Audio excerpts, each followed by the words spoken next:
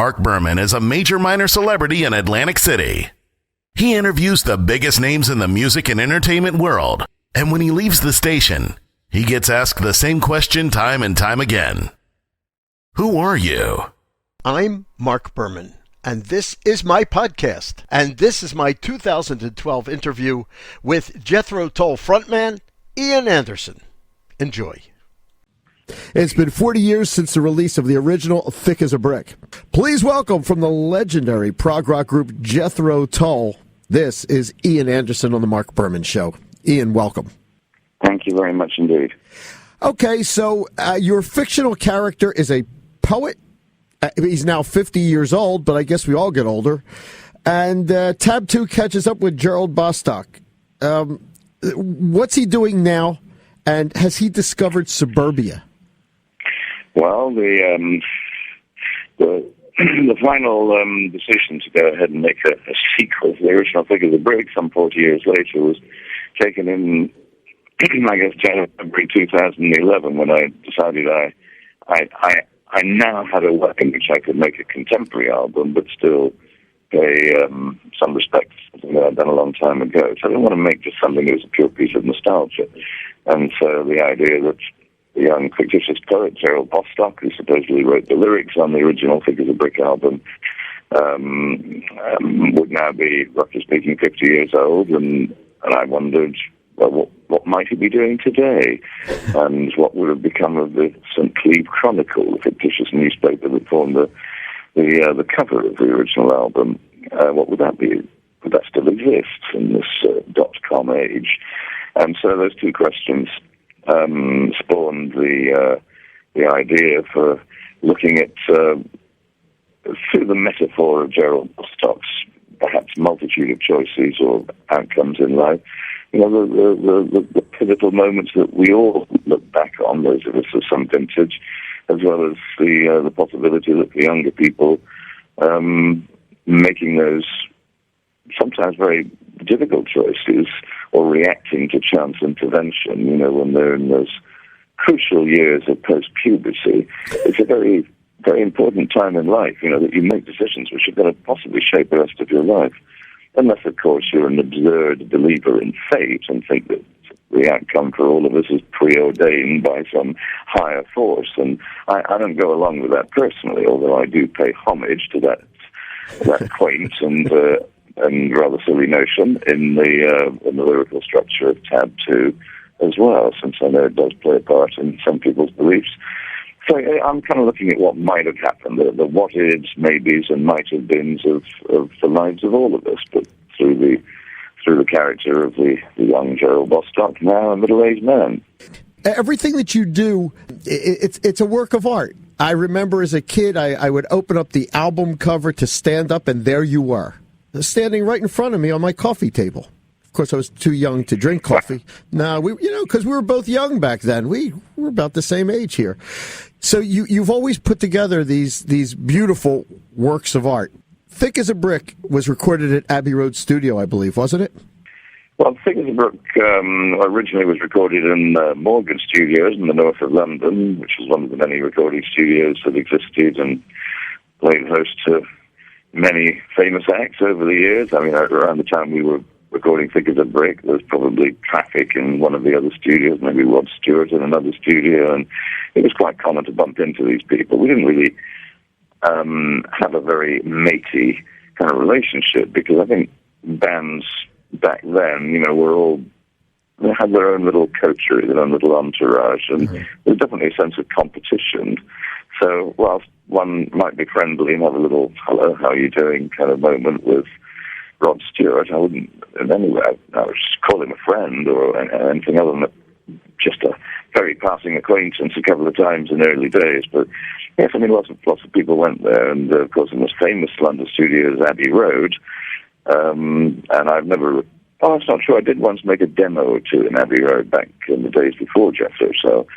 But we recently remastered the original Thick as a Brick, mastered the new Thick as a Brick, and we I went back a few weeks ago and did both albums in vinyl, as well as for the digital masters for the other media. So yeah, it's kind of interesting to go back into places that are of some kind of historical value and importance, and Abbey Road's about the only one really that's still left. And like that, a year ago, was being offered up for sale and almost certain redevelopment for residential purposes. But after the protestations of a multitude of musicians and the general public, EMI decided to try and keep the place going and stand on its own 2 feet, economically speaking. And so it still exists to this day, although I wouldn't put my bets behind it being there in 10 years' time. You are listening to a 2012 interview with Jethro Tull's Ian Anderson on The Marc Berman Show. Well, I was in London last week, and I was at Abbey Road Studio, and actually I did immortalize myself on the outside wall. So if that goes, I guess that's my stake in London. But I was over there last week. You probably stopped the traffic like everybody else by posing the photographs on the famous zebra crossing outside Abbey Road, where the Beatles were immortalized in a photograph, a publicly photographed back then, and even to this day, you don't want to drive down the road past Abbey Road Studio, because you will have to come to a stop, because there's about 10 Japanese tourists standing on the zebra crossing, while somebody tries to remember how to work their cell phone camera. So, so drivers, stay away from Abbey Road. Not a good place. You'll find yourself held up in a traffic queue. Listen, to my audience, he knows from what he speaks. I experienced it last week. Yes, it's very funny what you said. That's spot on. You're recognized for standing on one leg, playing the flute, but you're a great guitarist. Was it the flute or the guitar that came first? Well, I like many people of that era, grew up listening to that curious mixture of early rock and roll and pop music, and the beginnings of a genre that was then referred to as R&B, like the early Stones, the Animals, and those kind of bands. But my own musical roots from mid-teens was really black American blues and acoustic blues, folk blues, not really electric music. But in order to try and be in a band, we had to play electric instruments, and I was an electric guitarist and not very good singer, and decided after a couple of years that I was never going to be in the same league as the young Eric Clapton, who was the hotshot around town at the time, and decided I should look for something else to play, preferably an instrument that was beyond the expertise of the said Clapton and Jimi Hendrix and Jeff Beck and Ritchie Blackmore and Jimmy Page. They were the gunslingers in town in London. They were, by reputation, a sort of group of really good players, and so it was a bit frightening, and I decided I should do something else. So flute, there didn't seem to be too many flute players around, but at least I hadn't heard of any, so I got myself a flute for no particularly good reason, just a whimsical moment. Saw it hanging on the wall, glistening in the sunlight, and just on a spur of the moment said, I'll buy that flute. And that was the beginning of an almost non-event, because for about the next 5 months I never touched the flute. I only got it out and tried to play it probably in January, February of 1968, just at the time when Jethro Tull became Jethro Tull. So I did my learning of the new instrument on stage at the Marquee Club in front of, thankfully, growing audiences week after week, and so I became the flute guy.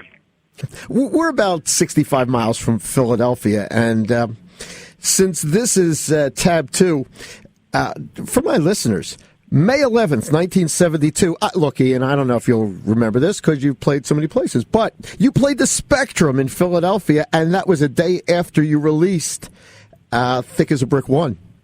And that's history in Philadelphia. Of course, the Spectrum is no longer there, and I'm going to thank Dennis Parrish, his website, for bringing that back to me. Well, the Thick as a Brick tours in America, which there were 2 in the fall of 1972, were not really very successful from my point of view, because I think people had the expectation that this was going to be a generic Jethro Tull show, and we'd hear all the hits. And to have us come on and play all of the new album from start to finish was a little bit testing, I think, for the beer-drinking buddies who came to rock out to Cross-Eyed Mary or Aqualung, whatever it might be. So I think it was a little bit too esoteric, should we say, for what was then the average fan. It wasn't really an arena kind of a show, and I'm very careful now, 40 years later, to present this in a more theatrical context. So it's in theatres, in concert halls, places where I think a more mature audience can sit down and listen to it in a mature and respectful fashion. So beer drinking buddies, stay home, watch the football game, and just maybe see you next time the concert ticket simply says Jethro Tull. But if it says Ian Anderson playing, Figures of Brick 1 and 2, whatever, then you're getting something very specific, very conceptual, very much a production, theatrical musical concert. So I'm trying to convey that idea. This is not generic Jethro Tull music. This is very, very specific, and as a whole show is a conceptual piece. Maybe it's a little bit too much for the for the beer drinking buddies, and so I respectfully request they don't. I have no problem with them buying a ticket. Just don't show up. Well, because it really does annoy the rest of the audience when you get that one or two idiots who start whistling or shouting or screaming "Play Aquila" in the middle of some quiet moment. But I have to say that's not been happening here in the USA. So 40 years later, the audiences are as good as gold, and the shows are great, and the audience love it, and everything is fine. But I was in a state of mild trepidation when I got off the plane in Miami as to whether or not the American audience would be patient enough for something that was a little bit more weighty. And we try and keep it entertaining and amusing and upbeat, so hopefully they don't feel too challenged by it all. But it's not your average rock concert, that's for sure. I mean, who in this day and age in their right minds would come on and play for 2.5 hours in concert, play simply the entire back-to-back, complete, detailed 2 albums? I mean, no one would be that insane, would they? Not in 2012. I don't think the Rolling Stones, when they come back, if they come back next year, will be playing all of their new album. In fact, there probably won't be a new album, and if they play more than a song or two that you haven't heard before, then it will just be an excuse for a toilet break for the audience. So it'll be a generic Rolling Stones best of all the hits tour of that. You can be sure. But maybe I'm just a little bit braver, or maybe I'm just a little bit more suicidal. I'm not quite sure which. No, I think you're giving the people what they want, and I think the audience that you'll be playing to is people like us that have listened to you, and we've mellowed. We've mellowed. We're not going to be standing up in the audience. You might have some people that listen to the radio stations playing this, thinking that it is a rock concert like it was at the Spectrum. But I think you'll get, like you said, the audiences have been great. I think everybody's expecting to come out and watch you perform and just dazzle everybody with what you've given us for so many years. And I think that's what they're expecting. That's my professional vocation. I'm just there to dazzle you, and provided I can keep dazzling. I mean, I'm saying this tongue in cheek, but if I can keep dazzling people, they don't get bored, they don't get testy. So the important thing is that as a performer, you've got to keep the thing paced right. You've got to keep the pressure on. You've got to keep giving these little moments where people are intrigued, interested in what's happening, and that's.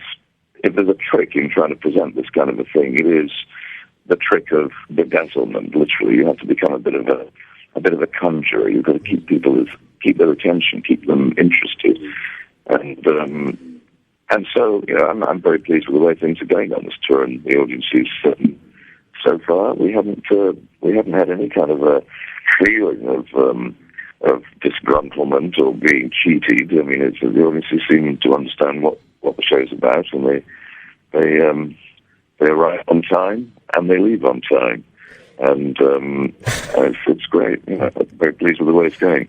Every award that you've ever received is well deserved. It doesn't matter even if it's not in the exact category. So where's the Grammy you got for the best hard rock metal band? Where's that sitting right now? Well, it was missing. I mean, I was very pleased to be given any peer group award from the 5,000 voting members of the National Academy of Recording Arts and Sciences. So it's a peer group award, so it's nice to have, even if the category was a little bit an odd one for us to win in, but they didn't have a category for best one-legged flute player, so I was going to take what was on offer. And for a long time, because I don't really keep these things on show. I'm not a gold album and awards kind of guy. I don't keep those things where the neighbors might see them. So it disappeared, I think, into a drawer somewhere and survived a couple of house moves. And eventually my son found it a couple of years ago when he was cleaning out the attic. And I said, "Oh, look, here's the Grammy." And so he was able to restrain me from immediately putting it on eBay. I'm just kidding. But the Grammy was put in a safe place for posterity. The trouble is, none of us, including him, can remember quite where we put it again, so I guess it'll turn up in another 20 years or so. Ian Anderson, you are absolutely amazing.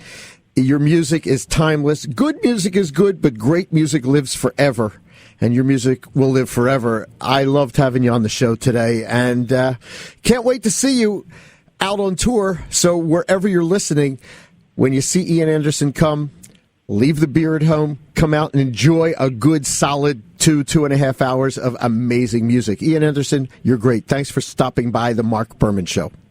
It's a great pleasure not to do it. See you soon. The Marc Berman Show is always on. Go to marcberman.com for our podcasts of our past shows and interviews. Hi, this is Ian Anderson from Jethro, Tull, and you're listening to The Marc Berman Show.